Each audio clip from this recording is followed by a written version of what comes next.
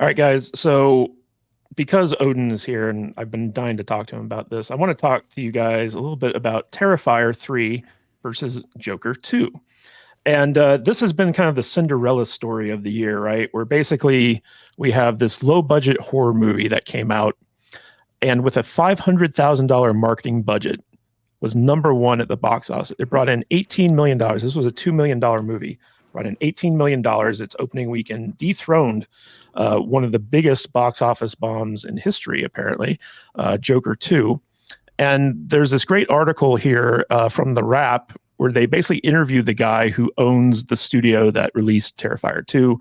And they kind of talk a little bit about their strategy and how they decided to market this film using a fraction of the marketing budget that most major Hollywood movies do and why it was successful. And if you guys want to get all the details, link to the article is in the description. But basically, the people who made this movie, so they bought out Bloody Disgusting, which is like an online publication that's all dedicated to horror stuff. And when after they bought out Bloody Disgusting, they went to the people who run Bloody Disgusting. They're like, hey, what are some good movies that we should be paying attention to? And the guys at Bloody Disgusting pointed out the first Terrifier movie, and they're like, this Art the Clown is the next Freddy Krueger. It's like this is going to be the next big iconic horror slasher monster type thing. And so they actually did something revolutionary in Hollywood. They actually listened to the people who are hardcore fans and deep into the niche that they're looking to explore. And they decided to put a little bit of money behind Terrifier 2, right?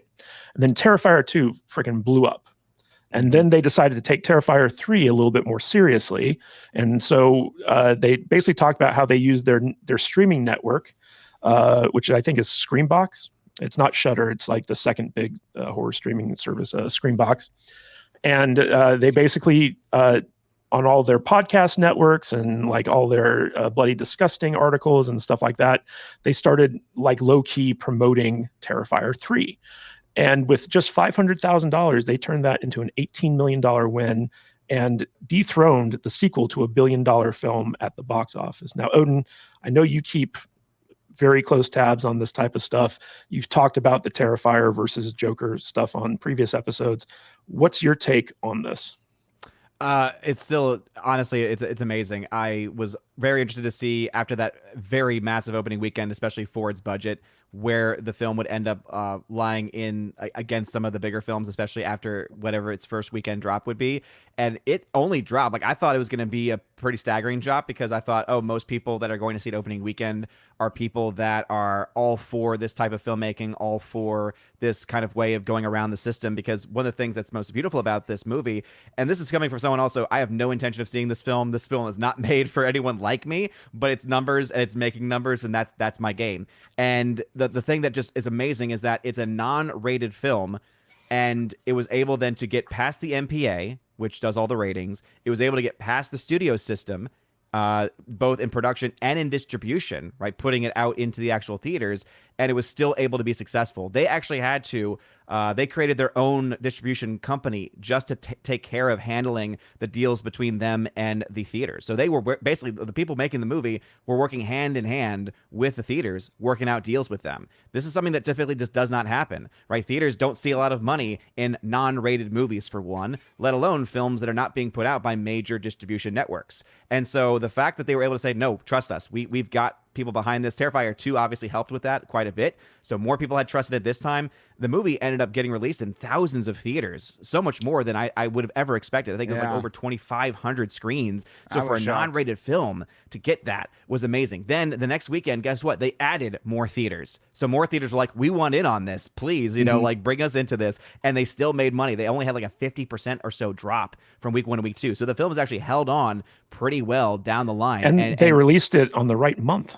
Yes, absolutely. Yeah. And that's what always drives me crazy when these horror films come out in January or they come out over the summertime. I'm like, look, I get summertime maybe, but even then it's like this film is made to come out over the spooky season, and there's plenty of love to go around because, and this is something that people don't understand. People think, oh, but if you put too many of these films in the month, then they're all gonna lose money because it's all gonna split the audience.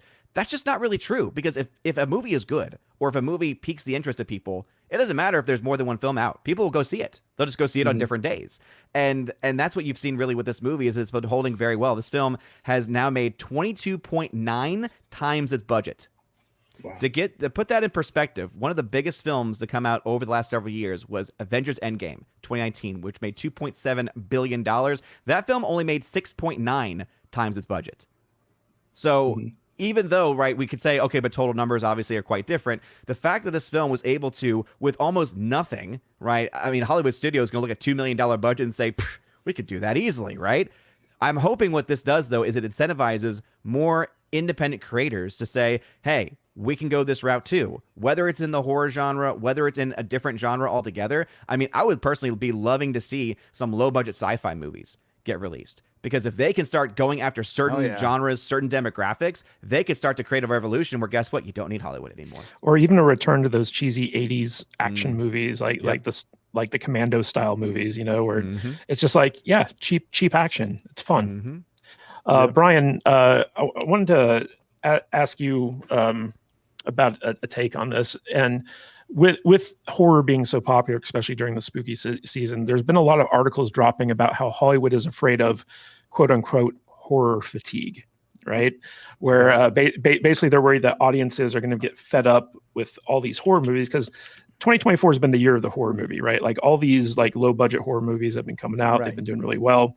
But people are starting to kind of get fed up with Blumhouse and A24 style films, because they just feel like they're not actually horror movies. They're kind of made for more general audiences. They're not as gory. The thing that made Terrifier 3 so unique was like it wasn't afraid to shy away from the gore factor and appeal to like those hardcore horror fans. Do you think that there's a danger of audiences kind of like not caring about horror movies anymore? Because horror has been one of the most consistent staples of film, the film industry since like, the film industry began with like Nosferatu and stuff like that. So horror has never gone out of style, but I think Hollywood, like, it's always a buzz term that, fatigue, where it's basically just like they're making movies that audiences don't want to see. But it seems like the horror movies know what the audiences want to see and aren't afraid to give it to them. So do you think there's any danger of audiences fatiguing on horror movies? I mean, no. I think that you have like this generational churn. So there are kids that can't watch these movies. Either they haven't been allowed to, or they're too scared, or whatever. And then like the older they get, the more interested they get in the edgelord, the edgy horror, body horror, crazy, centipede, human centipede, and that kind of stuff. the substance recently. The substance, right? They get interested in that, like, and they want to push their own boundaries on what's scary, and they either watch it, they watch it when they get older, they watch it on streaming, then video, whatever, and they become fans of that, and they start watching that in their young adulthood. They start watching those movies. So you have this generational churn that's always gonna love that next generation. So as long as you're sort of pushing that envelope the way horror always does, like, you're always going to have that next generation coming up to watch it. I am no longer interested in horror. It's got to have like an actual substance, no pun intended to the substance. The substance had substance, surprisingly. It was a horror movie, a sort of body horror, but it was about like the industry and what it does and how it churns, out people. Especially women. It was a very interesting movie, but it was also sort of horror. That is the kind of horror movie I like. Do I like movies like Terrifier 2, 3, 4, 5, whatever? No. Like, I have zero interest in those movies. I don't care about movies that are just trying to shock me with how gory and bloody it can be, because I am not 19 anymore. I'm not. I needed something a little more when it comes to a story. But there are a lot of 19-year-olds turning 19 and 17 and 16 and 16. Trust me, as a teacher, I Right. see it happen all the time. Right. All right. You know, Literally heard kids. some people say. Literally kids talking outside. Like I had a lunch duty, and I heard kids, and the conversation was, Right. "So how are we gonna be able to get to see Terrifier 3 this weekend?" So it's Right, like, yeah, it's it's happening. It's like a rite of passage for like older teens. That's always gonna happen. So you're not gonna lose that genre because that's literally always gonna happen. Like, how are we gonna see the Terrifier 47? I'm sure my kids in like 6 years are gonna be like, yo, how do we get to watch this new Human Centipede meets Terrifier 7 or whatever? Like, I get it. Like movies that they weren't allowed to watch or they're legally not allowed to watch. Like they're gonna try to watch them, and they're gonna push that edge, which is what all teenagers do. They all push boundaries, trying to find their personal boundaries. That's what horror has done. Now, for us, I'm no longer interested in that kind of crap. I have zero interest. Like I'm never gonna sign up for a streaming service where it's like Full Moon Productions. Whatever. Like I don't care. Like I do not care about crappy C-rated horror movies. There are still people that are into that because of like the genre, and I think it's mostly nostalgia, but I think what you have in fans are the younger people that are going to come up. And it's built in. It's built into their boundary pushing. It's a generational churn is built in. So you're never going to lose horror movies. Man, when I was a kid, the one thing you had to do was you had to like get those Freddy Krueger movies in. Yeah, Not let your parent know about it. Mr. Butters. So Chris McGurk, who's the CEO of the company that distributed the Terrifier movies, he specifically kind of talked about their strategy here, which is basically the first two Terrifier films appealed very strongly to like the gore audience of horror movies. And, I've never been a big gore person, I think most people aren't, but he's talking about how with Terrifier 3, what they're trying to do is they're trying to go a little bit campier, right? Like they're trying to move away from the gore and go more towards campy Freddy Krueger style, like comedy almost. And that's in order to broaden the appeal for these movies where it's like they already have the gore people, right? So the gore people are going to go see Terrifier movies no matter what, but they want to bring they want to bring in those people's friends who maybe aren't as into the gore, but like they're into like the funny deaths or like whatever the case may be. And when you and I were growing up in the 80s, like that was like a big thing. And it was like, yeah, like the 80s horror movies were gory, but at the same time, like they were almost so ridiculous that it undercut like the realism of the gore, right? Yeah, I mean, we recently rewatched Friday the 13th, or no, it was the first Freddy Krueger movie, Nightmare on Elm Street, and I hadn't seen it in 30 years, and I was almost disappointed in how kind of lackluster it was. You know what I mean? It was just like, oh, I remember this scene. This scene's going to be awesome, and next thing you know, you're like, oh. That didn't hit as quite as well. But do you even remember like Slumber Party Massacre, where it's like if you saw a boob in a horror movie, you were just like, this is the best movie ever. It's like, dude, I'm sorry. Do you remember that GIF we made of that the Jason X movie? Mm-hmm. Oh yeah. The camp scene, like you want to smoke some weed and have premarital sex? Yeah. So when you go campy like that and you're sort of like making fun of your own genre, like I'm sorry, I'm up for that. I'll take it. And then you have giant Jason, just slamming him up against. Even better was Leprechaun 4, where you just had that GIF that you made, where that guy just kind of wheels in from behind. Dude, sometimes I watch that on my Giphy account and I just laugh. It's so funny. It is funny. I know. I just haven't watched a lot of good horror movies, I guess, in my day. And when I do watch the ones that people always tell me to go watch, like Exorcist, for example, which I didn't ever watch till like just a few years ago, I was just disappointed. It was just so not great.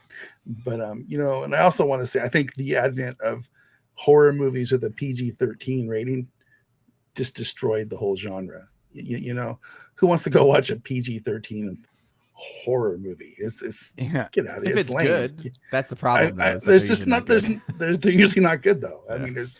What's the Quiet Place maybe would be an example of a good PG-13 horror. There are good movies that are like Megan was fun for a lot of people. Yeah, there are movies that are like they're horror adjacent almost. Like there's a horror quality to it, but it's more.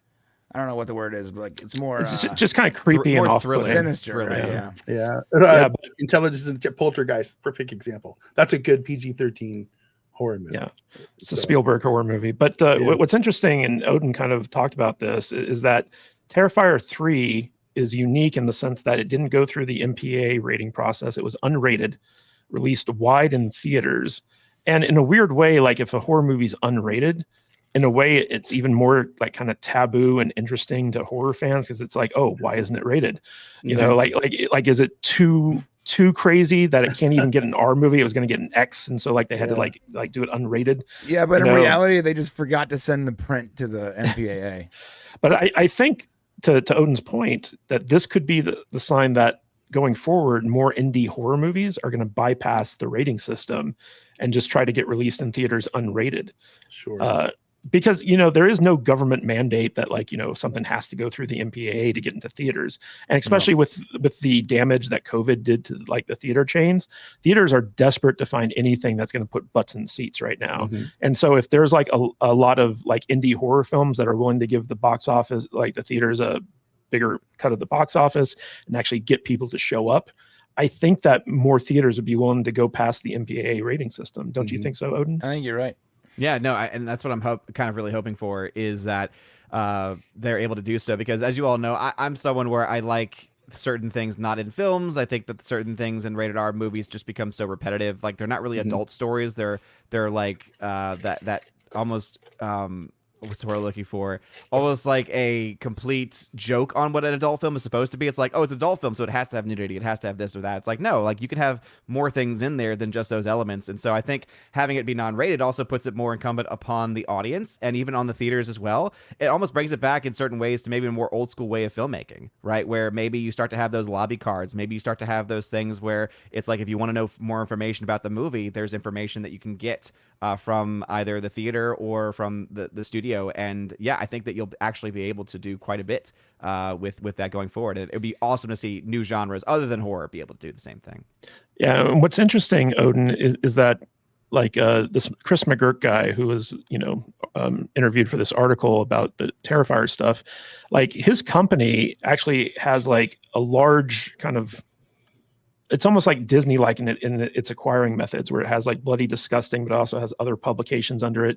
It has its own streaming network, but it has multiple streaming networks, podcast networks, like all this other stuff. And they were like, hey, horror is just a small vertical in our overall organization. We have stuff for family content, we have stuff for like comedy, we have stuff for women, like all this other stuff. And they're like, we want to start applying this model across all these other verticals. And so like it'll be interesting to see like if this type of thing has like creates another indie cinema boom, where we start seeing lower budget stuff that gets plugged into this new form of marketing within like, you know, these different verticals. I think that'd be really interesting to see.